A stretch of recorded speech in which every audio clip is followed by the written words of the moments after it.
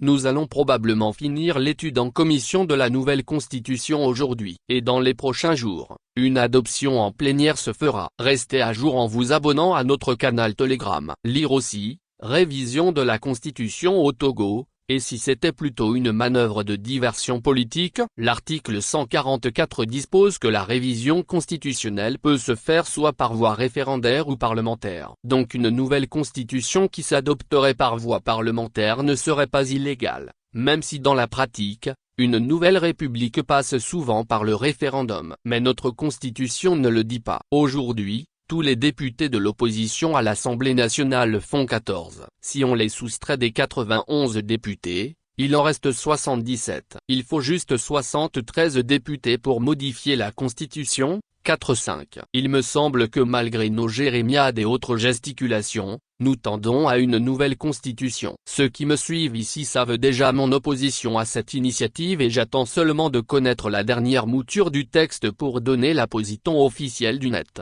À cet instant précis, nous ne pouvons qu'avoir un regret. Si seulement l'opposition avait 20 députés à l'Assemblée nationale, cette révision ne passerait pas. L'opposition a commis l'erreur du boycott en 2000, et l'a payé cash en 2002 avec la suppression de la limitation de mandat. Le boycott de 2018 produit les mêmes résultats. Hélas. Lire aussi, Togo. Comprendre pourquoi Peyadoa Boukpessi a rejoint la Cour constitutionnelle. Mais attention, je ne mets pas sur le même pied de responsabilité ceux qui modifient la Constitution et ceux qui ont boycotté les législatives de 2018, mais quand on sait que le but ultime de la politique c'est la conquête et la conservation du pouvoir, il y a des erreurs qui, lorsqu'elles se répètent, sont assimilables soit à de l'amateurisme ou à de la collaboration.